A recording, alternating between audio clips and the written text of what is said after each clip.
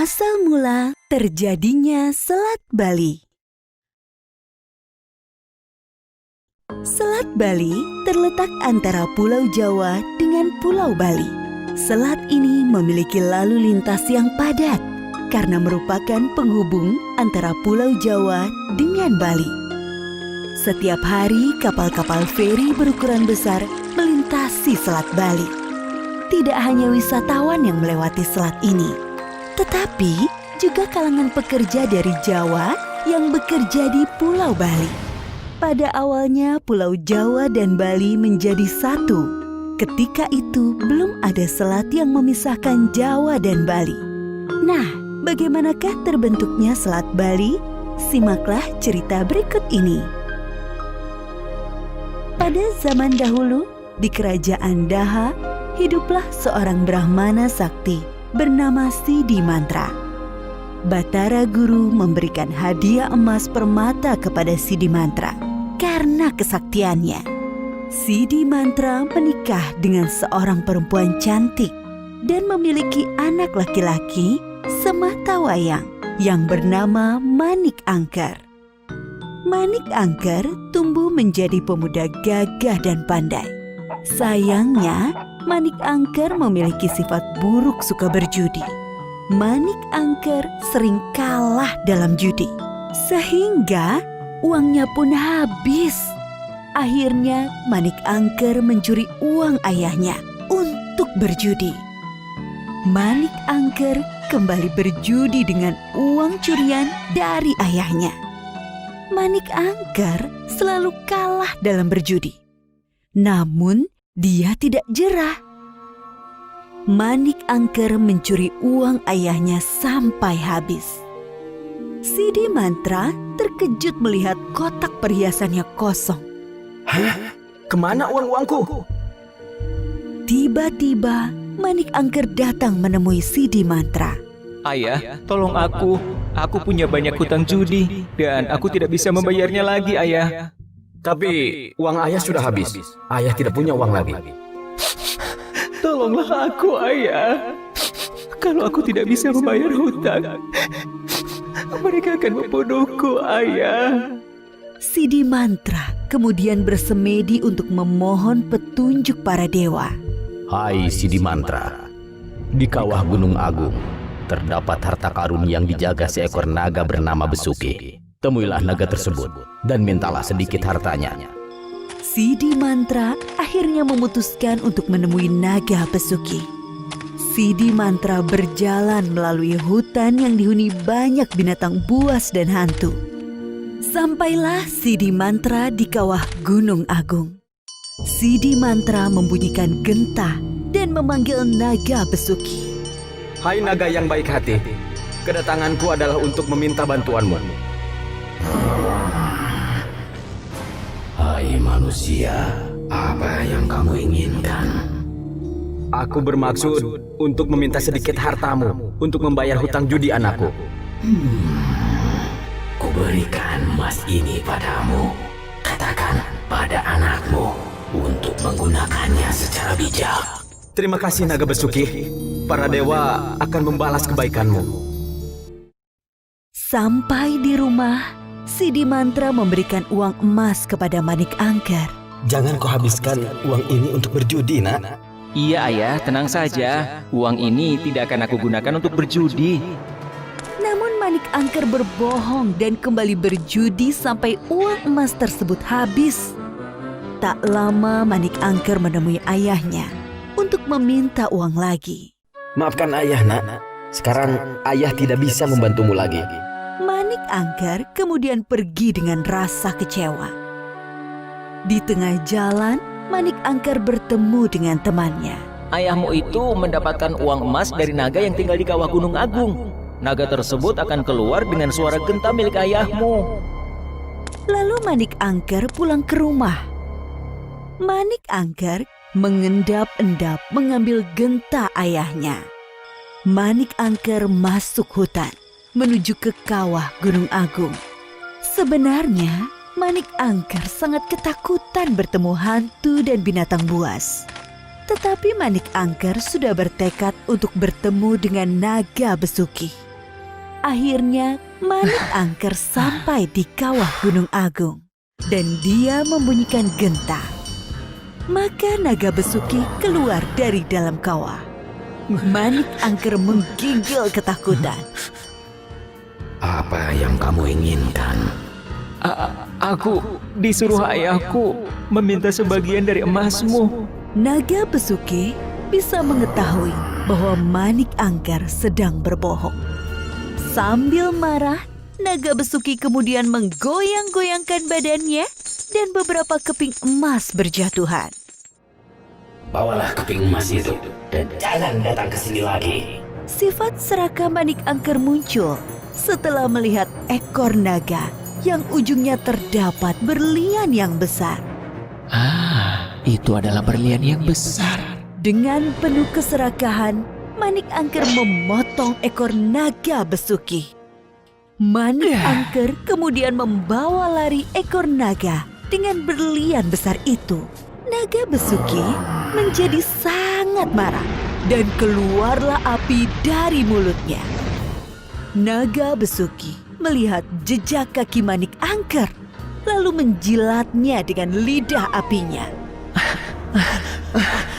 Tiba-tiba tubuh Manik Angker berubah menjadi abu. Di rumah, Sidi Mantra sangat sedih setelah mengetahui anaknya telah meninggal.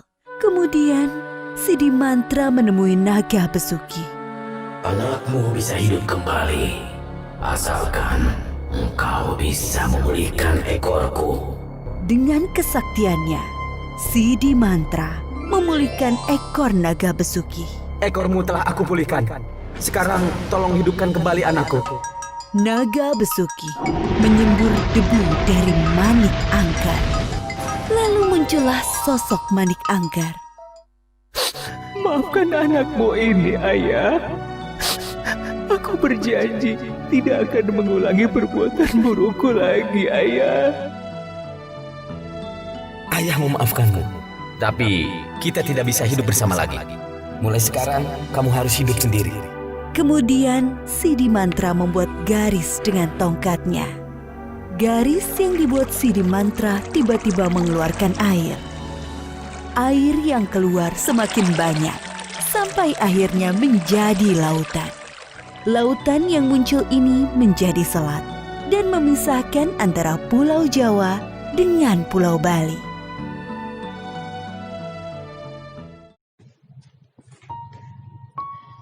Halo anak-anak, kembali lagi bersama Ibu di channel kita, Ageng Istri di Jurnal. Di awal, kita sudah menyaksikan bersama cerita yang berjudul Asal Mula Terjadinya Selat Bali, yang saya adaptasi dari channel YouTube Dongeng Kita. Di video kali ini, kita akan belajar bahasa Indonesia tentang teks cerita fantasi. Adapun objek pembahasan yang akan kita bahas pada video kali ini, yang pertama itu adalah pengertian teks cerita fantasi. Bagian yang kedua atau objek pembahasan kedua itu adalah struktur teks cerita fantasi. Berikutnya, ciri-ciri teks cerita fantasi. Setelah kita tahu ciri-cirinya, kita akan mempelajari jenis-jenis teks cerita fantasi. Setelah jenis, kita akan mempelajari unsur intrinsik teks deskripsi. Tidak hanya unsur intrinsik saja, kita juga akan membahas tentang kaidah kebahasaan dari teks deskripsi. Serta bagian terakhir dari pembahasan objek kali ini adalah langkah menyusun teks deskripsi. Pengertian teks cerita fantasi.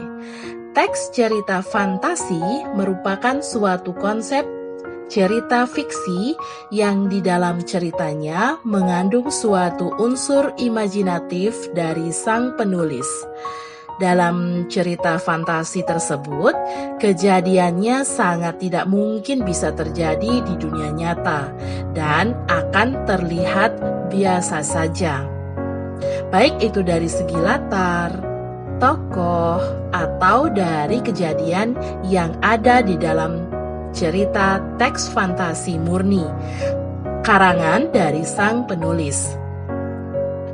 Tujuan dari teks cerita fantasi membuat sang pembaca seolah-olah ikut masuk ke dalam dunia imajinatif dari sang penulis. Jadi, dari sang pembaca juga akan ikut mengembangkan imajinasinya sendiri. Berikutnya, adapun struktur yang dimiliki oleh teks cerita fantasi. Nah, bagian ini hampir sama ya dengan teks-teks lainnya. Setiap teks itu memiliki struktur yang berbeda. Terkait dengan struktur dari teks cerita fantasi, itu memiliki 4 struktur. Yang pertama disebut dengan orientasi, kemudian yang kedua konflik, ketiga resolusi, dan ending. Orientasi itu merupakan bagian pengenalan dari nama tokoh, latar atau tempat kejadian, suasana kejadian, tema, dan gambaran dari alur yang akan diceritakan. Bagian struktur yang kedua itu adalah konflik.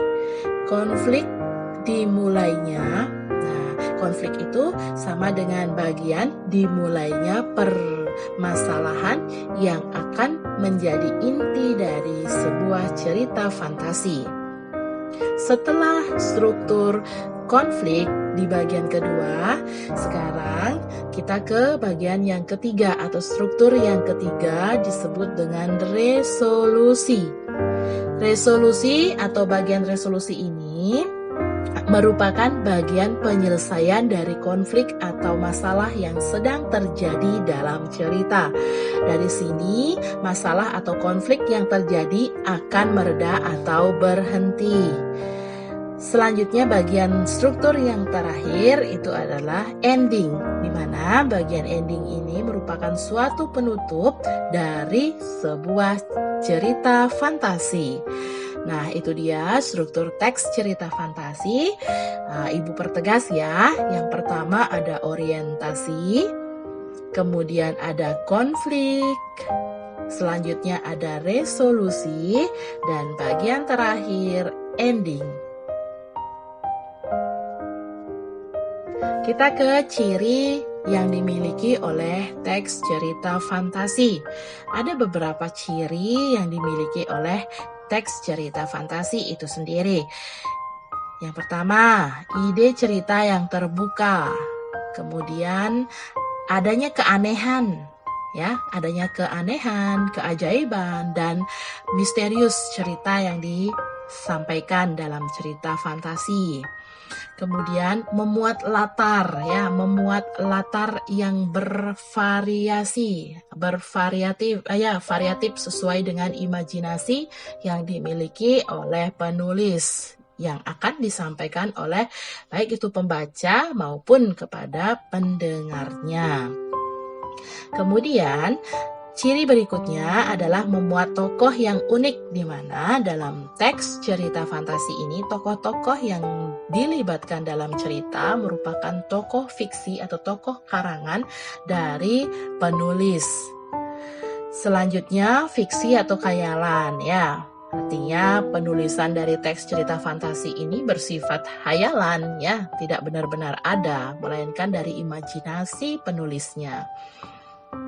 Dan bagian yang terakhir, ciri yang terakhir itu yang menggunakan gaya bahasa. Nah, gaya bahasa di sini digunakan untuk menarik perhatian pembaca sehingga seolah-olah pembaca itu bisa menghayalkan cerita tersebut sesuai dengan keinginan dari penulis. Artinya pembaca atau pendengar itu bisa ikut masuk ke dalam cerita dengan membaca atau penggunaan gaya bahasa yang digunakan oleh penulis. Adapun jenis teks cerita fantasi, dalam video kali ini kita bedakan menjadi dua. Yang pertama, total dan irisan. Kemudian, sezaman dan lintas waktu. Total dan irisan itu dapat dibedakan menjadi dua. Cerita fantasi total, artinya cerita fantasi utuh, ya. Kemudian ada cerita fantasi irisan. Nah, itu jenisnya yang pertama. Kemudian jenis yang kedua, sezaman dan lintas waktu itu dibedakan menjadi dua. Latar fantasi sezaman dipakai satu masa, ya, dalam satu lini waktu. Fantasi masa kini, masa lampau, dan masa yang akan datang atau futuristik. Jadi menggunakan satu zaman saja dalam ceritanya. Sedangkan latar fantasi lintas waktu itu cerita fantasi yang memakai dua latar waktu yang berbeda dalam satu cerita.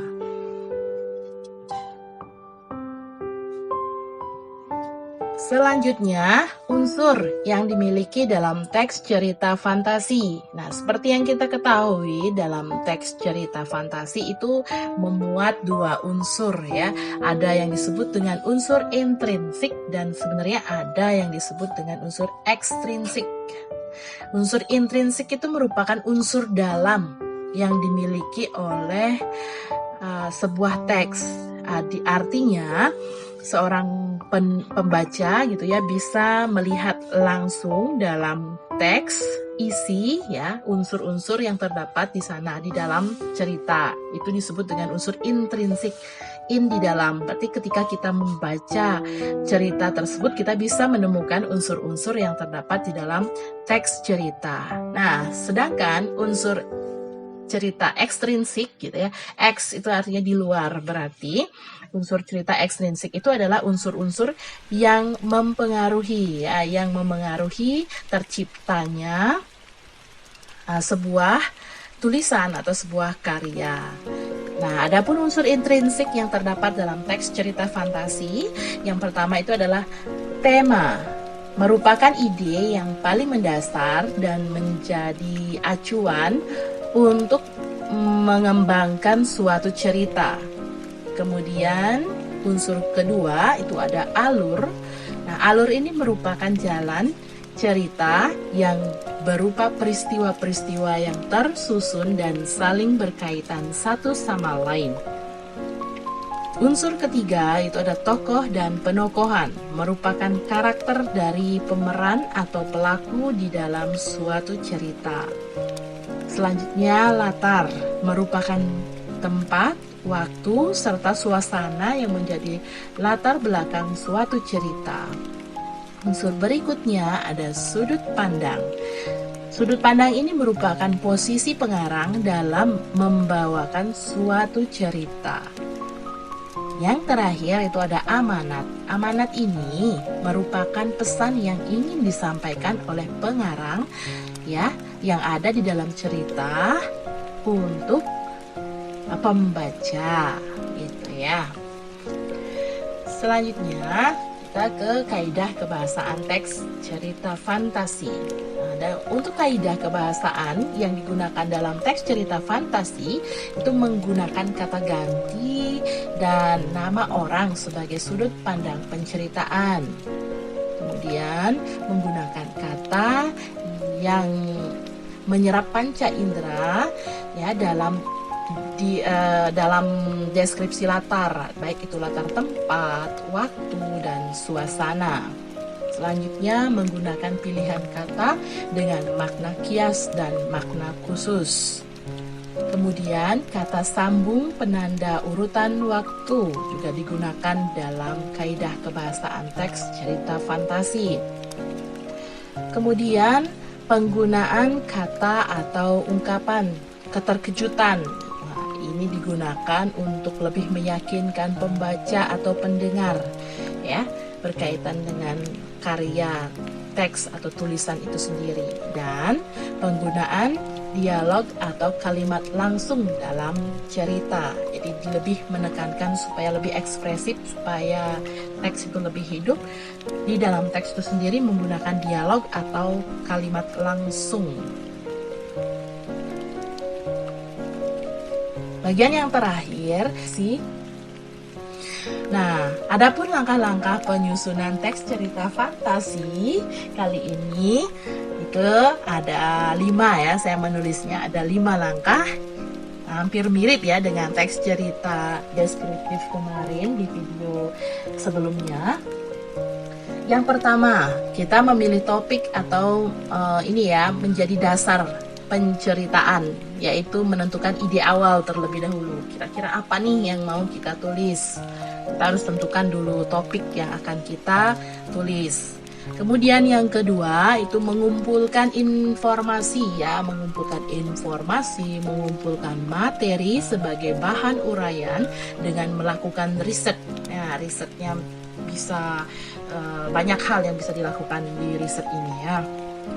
Kemudian bagian yang ketiga yaitu menentukan pola pengembangan bahan uraian ya. Nanti pola pengembangannya akan menggunakan pola pengembangan yang mana sesuai dengan informasi atau penjelasan di awal tadi. Ya, pengarang bisa melakukan pembuatan detail-detail ide awal cerita, artinya membuat konsep-konsep awal, mengelompokkan atau mengklasifikasikan. Tulis yang mana nih duluan, yang belakangan nanti apa yang mau diceritakan, supaya informasi atau ide-ide yang ingin disampaikan dalam cerita nantinya akan menjadi ide yang runtut begitu. Oke, langkah yang keempat itu ada menyusun kerangka paragraf berupa gagasan dan gagasan penjelas ya, yang mana yang lebih pertama nanti yang mau disampaikan atau diceritakan, kemudian yang kedua, ketiga, dan keempat. Selanjutnya yang bagian yang terakhir itu mengembangkan kerangka paragraf menjadi kalimat yang padu sehingga tersusun sebuah cerita yang lengkap. Nah, itu dia tadi langkah-langkah penyusunan teks cerita fantasi. Nah, semoga dengan materi yang sudah tadi saya bacakan, yang sudah saya sampaikan, bisa menambah wawasan adik-adik semua, ya, anak-anak semua, untuk belajar menulis teks cerita fantasi. Oke, itu tadi cerita imajinatif dan materi teks imajinatif ya, sama dengan teks fantasi. Semoga membantu selama proses belajar di rumah. Salam sehat dan sampai jumpa di tayangan video pembelajaran selanjutnya. Dadah!